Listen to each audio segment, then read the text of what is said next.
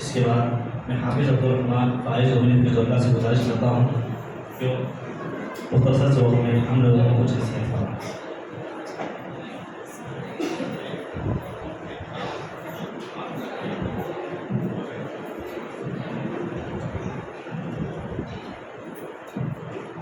السلام علیکم ورحمۃ اللہ وبرکاتہ۔ الحمد للہ رب العالمین والصلاة والسلام علی رسولہ الکریم، اما بعد۔ قال اللہ تبارک و تعالی فی کلامہ المجید وقل رب زدنی علما۔ محترم صدر اجلاس،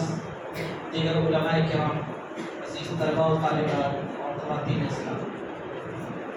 آج کے اس پروگرام میں ایک اور مرتبہ شرکت کر کے مجھے انتہائی خوشی ہو رہی ہے،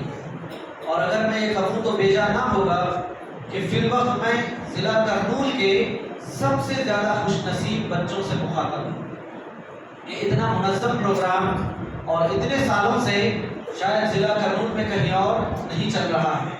تو آپ طلباء و طالبات بہت خوش نصیب ہیں کہ یہ سارا انتظام، یہ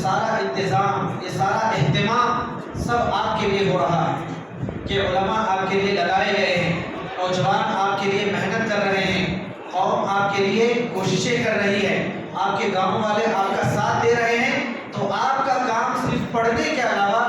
یہاں مسجد کو آنے کے علاوہ، یہاں سیکھنے کے علاوہ آپ کا کوئی اور کام نہیں رہ گیا ہے۔ تو اس موقع سے فائدہ اٹھائیں، اس موقع کو غنیمت جانیں، اور ابھی آپ کے لیے آگے کے سالوں میں آپ کے اس مسجد کی جانب سے، آپ کے گاؤں کی جانب سے جو خدمات انجام دی جائیں گی ان میں شریک ہونے کی کوشش کریں۔ ہمارے پاس یہاں پر علماء کرام بیٹھے ہوئے ہیں، ہم بھی آپ کی طرح جب آپ کی عمر میں تھے تو ہم بھی مکتب کے طالب علم تھے، آپ کی طرح ہم بھی مسجد میں آنے جانے والے بچے ہی تھے،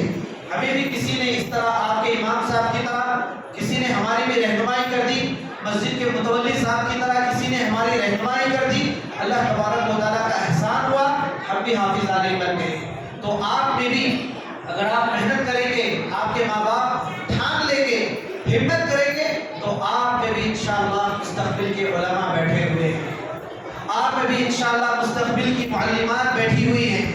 ممکن ہے آپ کے اساتذہ جو کام کر رہے ہیں، وسائل نہ ہونے کے باوجود بھی یہ لوگ پڑھ کر یہ کام کر رہے ہیں، آپ کے لیے اتنے زیادہ وسائل ہیں، تو مستقبل میں جب آپ آئیں گے انشاءاللہ تو ان سے زیادہ آپ کام کرنے والے بنیں گے۔ تو اللہ تعالیٰ سے دعا ہے، اللہ تبارک و تعالیٰ آپ کے پڑھنے کو، اساتذہ کے پڑھانے کو قبول فرمائے۔